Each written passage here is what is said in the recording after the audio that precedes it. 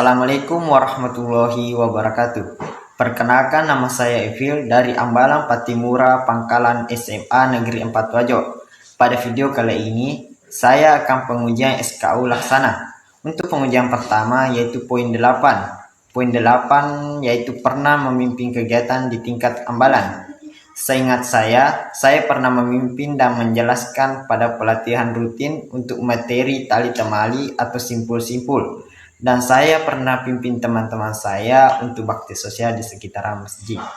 Poin berikutnya yaitu poin 10, yaitu dapat memimpin kelompok dalam menampilkan salah satu jenis kesenian daerah. Dalam poin kali ini, saya akan pengujian melalui satu lagu daerah Sulawesi Selatan yang berjudul Alama Sia-Sia. Mari kita saksikan.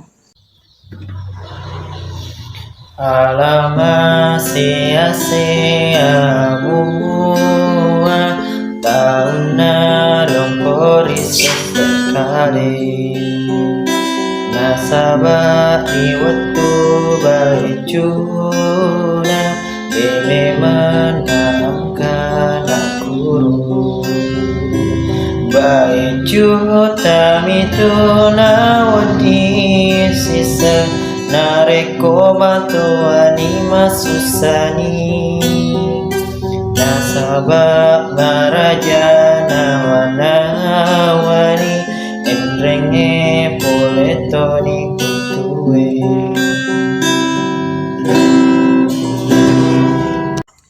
Nah, poin 11 itu dapat menjelaskan isi AD dan ART Gerakan Pramuka kepada Ambalan. Apa sih itu AD dan ART Gerakan Pramuka?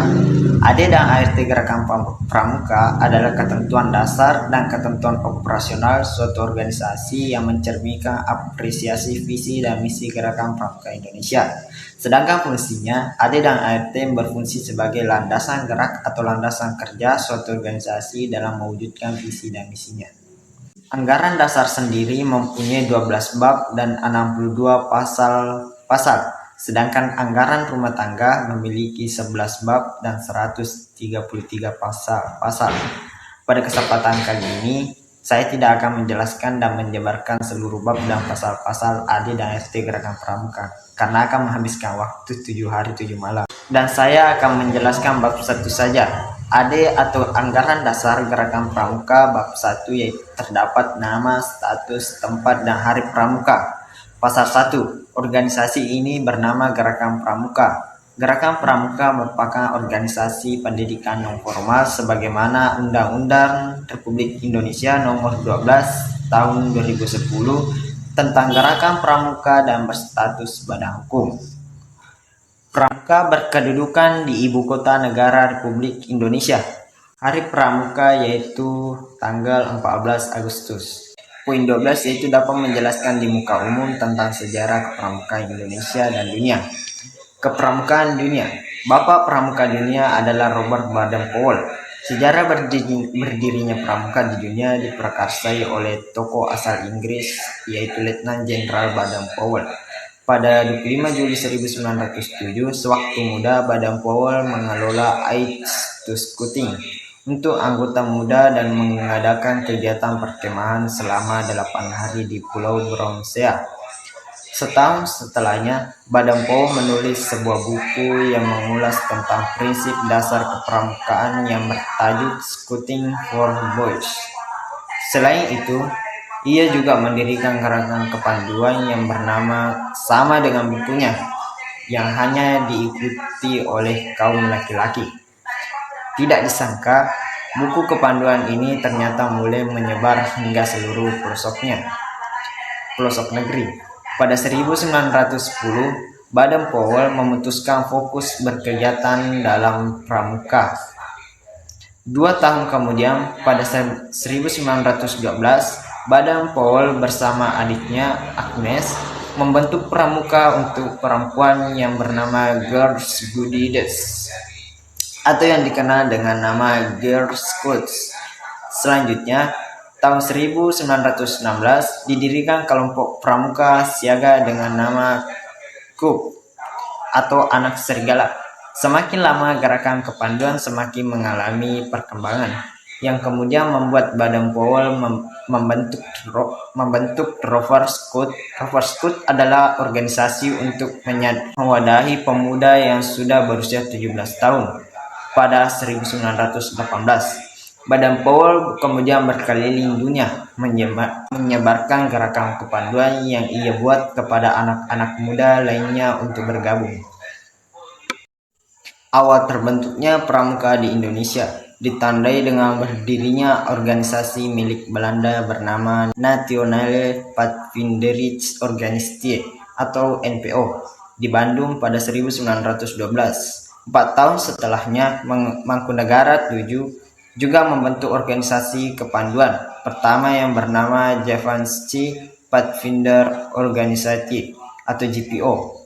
Lahirnya GPO menjadi pemicu munculnya gerakan nasional lain yang sejenis seperti Hizbun Wahton atau HM pada 1918, John Java Pathfinderij dan National Pathfinders.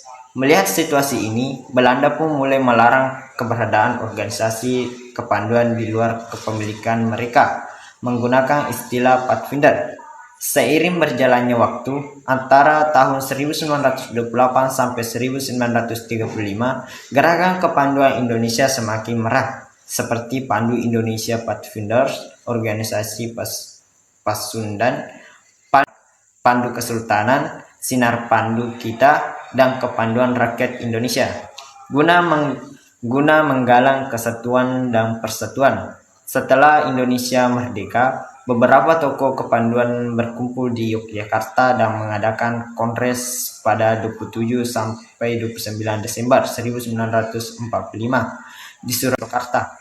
Kongres ini melahirkan Pandu Rakyat Indonesia atau PRI pada 28 Desember 1945 sebagai satu-satunya organisasi kepanduan yang diakui pemerintah. Pada 9 Maret 1961, Presiden Soekarno mengumpulkan para tokoh dari gerakan kepramukaan Indonesia dan menyatakan bahwa organisasi kepanduan harus disempurnakan.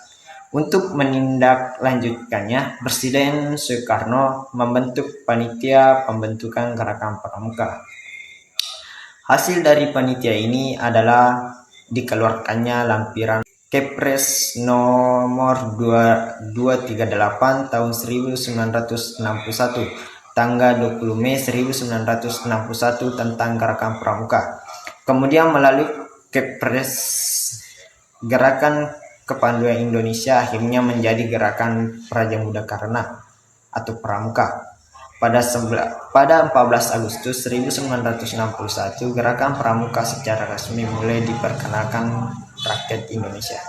11 yaitu dapat menjelaskan sejarah, arti, tata cara penggunaan dan kiasan sang merah putih. Sejarah bendera merah putih. Warna merah putih telah digunakan pada zaman kerajaan Majapahit pada awal abad ke-13, kerajaan Kediri dan kerajaan Bugis pun. Kemudian pada tahun 1928 di Pulau Jawa, bendera merah putih ini digunakan sebagai bentuk proses dan semangat belajar dari kaum nasionalisme untuk melepas dari penjajahan Belanda usai Perang Dunia Kedua. Merah putih ini mulai digunakan kembali sebagai bendera nasional Indonesia.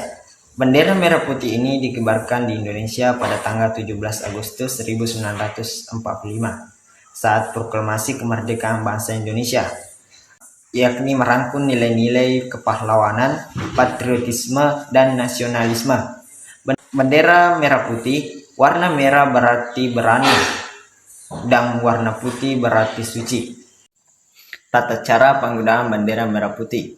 Bendera negara dikibarkan atau dipasang pada tiang yang besar dan tingginya seimbang dengan ukuran bendera merah putih. Bendera negara yang dipasang pada tali diikatkan pada sisi dalam kibaran bendera merah putih. Bendera negara yang dipasang pada dinding dipasang membujur rata.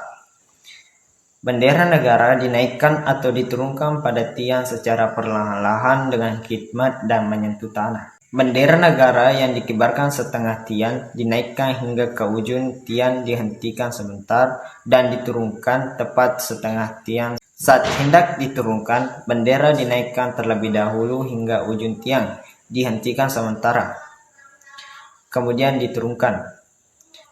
Pada waktu penaikan atau penurunan bendera negara, semua orang yang hadir memberi hormat dengan berdiri tegak dan khidmat sambil menghadapkan muka pada bendera negara sehingga selesai.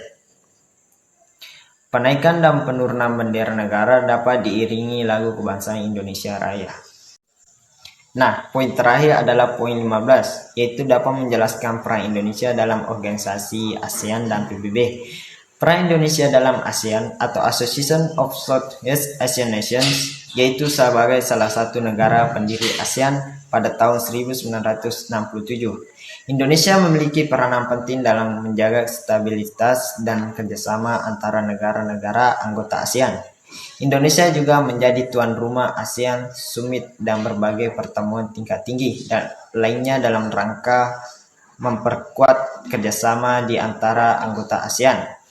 Selain itu, Indonesia turut aktif dalam berbagai kegiatan di bidang ekonomi, politik, keamanan, dan sosial budaya di ASEAN. Indonesia juga memiliki kontribusi penting dalam memajukan perkembangan dan integrasi ekonomi di ASEAN melalui pelaksanaan berbagai program kerjasama seperti ASEAN Economic Community atau AEC yang bertujuan untuk menciptakan pasar tunggal dan basis produksi yang lebih kuat di Asia Tenggara. Peran Indonesia dalam PBB atau Perserikatan Bangsa-Bangsa, yaitu sebagai anggota tetap Dewan Keamanan PBB dan salah satu negara yang terlibat aktif dalam kegiatan PBB. Indonesia memainkan peranan penting dalam menjaga perdamaian dan keamanan dunia serta mempromosikan kesejahteraan global. Indonesia terlibat dalam berbagai misi PBB di seluruh dunia.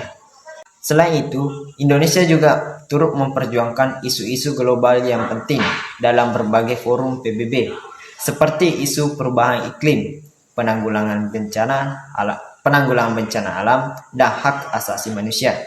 Sekian video pengujian SKU Laksan saya. Saya Evil mohon undur diri, mohon maaf jika ada kekurangan dan kesalahan dalam video kali ini. Assalamualaikum warahmatullahi wabarakatuh. Salam Pramuka.